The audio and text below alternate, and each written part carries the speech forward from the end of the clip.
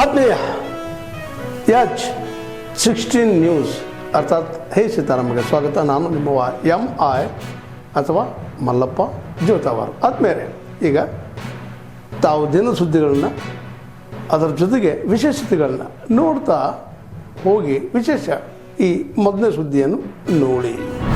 CSR ಶಾಲೆಗಳನ್ನು ಎರಡೆರಡು ಪಂಚಾಯತಿಗೆ ಮೂರು ಪಂಚಾಯತಿಗೆ ಸೇರಿ ನೀವು ಯಾರು ಕೂಡ ಟೌನ್ಗಳಿಗೆ ಹೋಗಬಾರ್ದು, ನಗರಗಳಿಗೆ ವಲಸೆ ಹೋಗಬಾರ್ದು.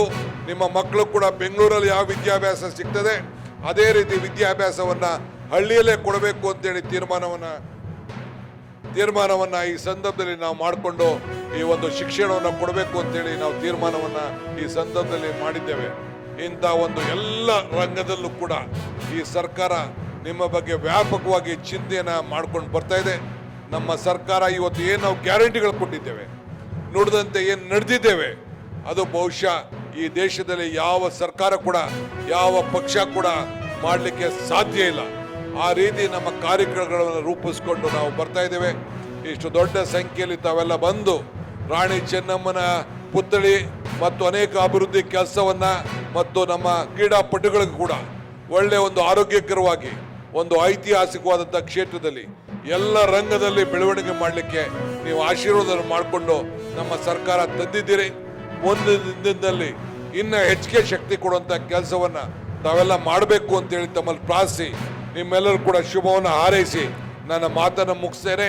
ಇನ್ನು ಅನೇಕ ವಿಚಾರಗಳನ್ನು ಹಂಚ್ಕೊಳ್ಬೇಕು ಅಂತಿದೆ, ಬೇರೆ ಸಂದರ್ಭದಲ್ಲಿ ಬಂದು ಚರ್ಚೆಯನ್ನು ಮಾಡ್ತೇನೆ. ಇಷ್ಟು ಮಾತ್ರ ಹೇಳಿ ನನ್ನ ಮಾತನ್ನು ಮುಗಿಸ್ತೇನೆ. ಜೈ ಹಿಂದ್, ಜೈ ಕರ್ನಾಟಕ ಮಾತೆ. ಇರೋದ್ರಿಂದ ನಾನು ಹೆಚ್ಚು ಮಾತನಾಡಲಿಕ್ಕೆ ಹೋಗಲ್ಲ. ಯಾಕಂತಂದರೆ 4:40 ನಿಮಿಷದ ಒಳಗಡೆ ನಾವು ಈ ಜಾಗವನ್ನು ಖಾಲಿ ಮಾಡಲೇಬೇಕು. ಇಲ್ಲದೆ ಹೋದರೆ ಹೆಲಿಕಾಪ್ಟ್ರು ಹೋಗಲ್ಲ. ಅದಕ್ಕೋಸ್ಕರ ಹೆಚ್ಚು ಮಾತಾಡಲಿಕ್ಕೆ ಹೋಗಲ್ಲ. ಇವತ್ತು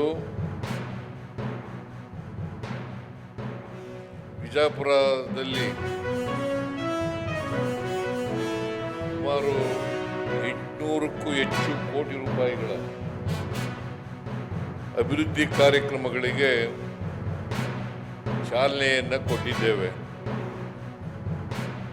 ಅವುಗಳಲ್ಲಿ 82 ಕೋಟಿ ರೂಪಾಯಿಗಳ ಉದ್ಘಾಟನೆ, 730 ಕೋಟಿಗೂ ಹೆಚ್ಚು ರೂಪಾಯಿಗಳ ಶಂಕುಸ್ಥಾಪನೆ ಕಾರ್ಯಕ್ರಮವನ್ನು ಮಾಡಿದ್ದೇವೆ. ಅದರಲ್ಲಿ ಮುಖ್ಯವಾದವು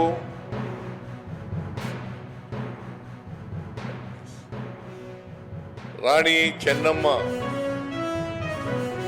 ಅವರ ಪ್ರತಿಮೆಯನ್ನು ಲೋಕಾರ್ಪಣೆ ಮಾಡಿರ್ತಕ್ಕಂಥದ್ದು. ಶ್ರೀ ರಾಮಲಿಂಗರೆಡ್ಡಿ ಅವರು ಈ ಜಿಲ್ಲೆಗೆ ಆರೋಗ್ಯ ಭವನ ಕೊಟ್ಟಿದ್ದಾರೆ ಅಂದ್ರೆ ಅದು ತಪ್ಪಾಗ್ಲಿಕ್ಕಿಲ್ಲ ಅಂತ ನಾನು ಹೇಳಬೇಕಾಗ್ತದೆ. ಒಂದು ಮೆಡಿಕಲ್ ಕಾಲೇಜನ್ನ ಅವರು ನಿನ್ನಿಲ್ಲ ಮೊನ್ನೆ ಹಾವೇರಿಗೆ ಬಂದಾಗ ಘೋಷಣೆ ಮಾಡಿದ್ದಾರೆ. ನಾನು ಇಷ್ಟೇ ಅವರಲ್ಲಿ ವಿನಂತಿ ಮಾಡ್ಕೊಳ್ತೀನಿ, ಬರ್ತಕ್ಕಂಥ ಬಜೆಟ್ನಲ್ಲಿ ಅದನ್ನ ಸಂಪೂರ್ಣ ಕೈಗೆತ್ಕೊಂಡು ಬಿಜಾಪುರ ಜನರ ಆಶೆಯನ್ನು ಈಡೇರಿಸಬೇಕು ಅನ್ನತಕ್ಕಂಥ ಮನವಿಯನ್ನ ಈ ವೇದಿಕೆ ಮುಖಾಂತರ ಮಾಡಿಕೊಳ್ಳೋದ್ರ ಜೊತೆಗೆ ನಾನು ಹೆಚ್ಚಿಗೇನು ಹೇಳಿಕ್ ಹೋಗೋದಿಲ್ಲ. ಆದ್ರೆ ಒಂದು ಮಾತನ್ನ ಸನ್ಮಾನ್ಯ DK ಶಿವಕುಮಾರ್ ಸಾಹೇಬರಲ್ಲಿ ನಾನು ವಿನಂತಿಯನ್ನ ಮಾಡ್ಕೊಳ್ತೀನಿ. ಬಿಜಾಪುರ ಜಿಲ್ಲೆ ನೀರಾವರಿಯಿಂದ ಕೃಷ್ಣಾ ಭಾಗ್ಯ ಜಲ ನಿಗಮದ ಅಡಿಯಲ್ಲಿ ಆಲ್ಮಟ್ಟಿ ಡ್ಯಾಮ್ ಕಟ್ಟಿರ್ಬೋದು, ಆದ್ರೆ ಸಂಪೂರ್ಣ ನೀರಾವರಿ ಆಗ್ಬೇಕಾದಂತ ಕನಸು ಹೊತ್ಕೊಂಡು ನಮ್ಮ ಅನೇಕ ಪೂರ್ವಜರು ಇವತ್ತು ಸುಗಂಧಿ ಮುರುಗೇಪಣ್ಣ ಹಿಡ್ಕೊಂಡು ಹುಜರೆ ಅವ್ರನ್ನ ಹಿಡ್ಕೊಂಡು ಶಿವಸಂಗಪ್ಪ ಕಡಪಟ್ಟಿ ಅವ್ರನ್ನ ಹಿಡ್ಕೊಂಡು ಎಲ್ಲರೂ ನೀರಾವರಿ ಸಲುವಾಗಿ ಸಾಕಷ್ಟು ಹೋರಾಟ ಮಾಡಿದ್ದಾರೆ. ಅವ್ರ ಕನಸನ್ನ ನೆನಸು ಮಾಡ್ತಕ್ಕಂಥ ಕೆಲಸ ಸನ್ಮಾನ್ಯ DK ಶಿವಕುಮಾರ್ ಅವರು ಮಾಡಿಕೊಡ್ತಾರೆ ಅನ್ನತಕ್ಕಂಥ ಮಾತನ್ನ ಈ ವೇದಿಕೆ ಮುಖಾಂತರ ಹಂಚ್ಕೊಂಡು ಹೆಚ್ಚಿಗೆ ನಾನು ಏನು ಹೇಳಲಿಕ್ಕೆ ಹೋಗುದಿಲ್ಲ. ಪರಂ ಪೂಜ್ಯರ ಆಶೀರ್ವಚನ ಇದೆ. ಸನ್ಮಾನ್ಯ ಗೌರವಾನ್ವಿತ ಮುಖ್ಯಮಂತ್ರಿಗಳು ಉಪಮುಖ್ಯಮಂತ್ರಿಗಳು ಮಾತನಾಡಬೇಕಾಗಿರುವಂತಹ ಹಿನ್ನೆಲೆಯಲ್ಲಿ ಇವತ್ತು ತಾವು ಬಂದು ಈ ಐತಿಹಾಸಿಕ ಕಾರ್ಯಕ್ರಮಕ್ಕೆ ಚಾಲನೆ ಕೊಟ್ಟಿರೋದ್ರಿಂದ ಇಡೀ ಬಿಜಾಪುರ ಜಿಲ್ಲೆಯ ಜನತೆ ವತಿಯಿಂದ ತಮ್ಗೆಲ್ಲರಿಗೆ ಕೃತಜ್ಞತೆಯನ್ನು ಹೇಳಿ ನನ್ನ 4 ಮಾತುಗಳನ್ನು ಮುಗಿಸ್ತಾ ಇದ್ದೀನಿ. ಜೈ ಹಿಂದ್, ಜೈ ಕರ್ನಾಟಕ. ಕೆಲವೊಂದು ಮಂದಿ ಹೊಯ್ಕೋತಾರ ನನ್ನ ಮ್ಯಾಗ ಸಿದ್ದರಾಮಯ್ಯ ಏಜೆಂಟ್ ಅಂತ. ನಾ ಎಂದೂ ಅವ್ರ ಬಳಿ ಹೋಗಿಲ್ಲ ಮುಖ್ಯಮಂತ್ರಿಗಳಲ್ಲಿ. ಆದ್ರೆ ಅವ್ರು ಒಳ್ಳೇದು ಮಾಡಿದಾಗ ಅವಾಗ ಕೆರೆ ತುಂಬ ಕಾರ್ಯಕ್ರಮ ಮಾಡಿದ್ರು. ಬೇಗಂ ತಲಾಬ್ ಕೆರೆಯಲ್ಲಿ ತಾವು ಮುಖ್ಯಮಂತ್ರಿ ಇದ್ದಾಗ ನಾ MLC ಆಗಿದ್ದೆ. ಅವಾಗೂ ನಿಮ್ಗೆ ಅಭಿನಂದನೆಗಳನ್ನು ಧನ್ಯವಾದಗಳನ್ನು ನಾನು ಸಲ್ಲಿಸಿದ್ದೇನೆ. ಇವತ್ತಿಗೂ ವಿಜಯಪುರದಲ್ಲಿ ಅಕ್ಕ ಮಹಾದೇವಿ ಯೂನಿವರ್ಸಿಟಿ ಹೆಸರಿಟ್ಟಂಥ ನಿಮಗೆ MB ಪಾಟೀಲ್ರಿಗೆ ಬಸ್ ಸ್ಟ್ಯಾಂಡಿಗೆ ಚೆನ್ನಮ್ಮನ ಮೂರ್ತಿ ಕೊಟ್ಟು ಅಲ್ಲಿ ಜಾಗ ಕೊಡಿಸಿದಂಥ ನಿಮಗೆ MB ಪಾಟೀಲ್ರಿಗೆ ರಾಮಲಿಂಗಾರೆಡ್ಡಿಗೆ ಅಭಿನಂದನೆಗಳು. ಇದಕ್ಕೇನು ರೊಕ್ಕ ರೂಪಾಯಿ ಬೇಕಾಗೋದಿಲ್ಲ. ಇದಕ್ಕೇನಾದ್ರು ಪುಕ್ಸಟ್ ಧನ್ಯವಾದ ಹೇಳೋಕ್ಕೇನು ರೊಕ್ಕ ಬೇಕಾ? ಅದ್ರ ಜೊತೆಗೆ ಇವತ್ತು ವೀರರಾಣಿ ಕಿತ್ತೂರು ಚೆನ್ನಮ್ಮನವರ ಬಗ್ಗೆ, ಅವ್ರ ಇತಿಹಾಸದ ಬಗ್ಗೆ ನಮ್ಮ ಜಿಲ್ಲಾ ಉಸ್ತುವಾರಿ ಸಚಿವರು ಹೇಳಿದ್ದಾರೆ. ನಾ ಹೆಚ್ಚು ವಿವರಣೆಗೆ ಹೋಗುವುದಿಲ್ಲ. ಆದರೆ ಇನ್ನೊಂದು ವಿಚಾರವನ್ನು ನಿಮ್ಗೆ ಹೇಳಬೇಕು. ಇಲ್ಲಿ ಸಂಗೊಳ್ಳಿ ರಾಯಣ್ಣನ ಪೂರ್ವಜರು ಬಿಜಾಪುರ ಜಿಲ್ಲೆ ಅವರೇ. ತಾವೆಲ್ಲ ಇಲ್ಲಿವರೆಗೆ ಸುದ್ದಿಗಳನ್ನು ನೋಡಿದಿರಿ, ಜೊತೆಗೆ ವಿಶೇಷ ಘಟನೆಗಳನ್ನು ಸಹ ನೋಡಿದಿರಿ. ಅದು ನಿಮ್ಗೇನು ಅನ್ನಿಸ್ತು?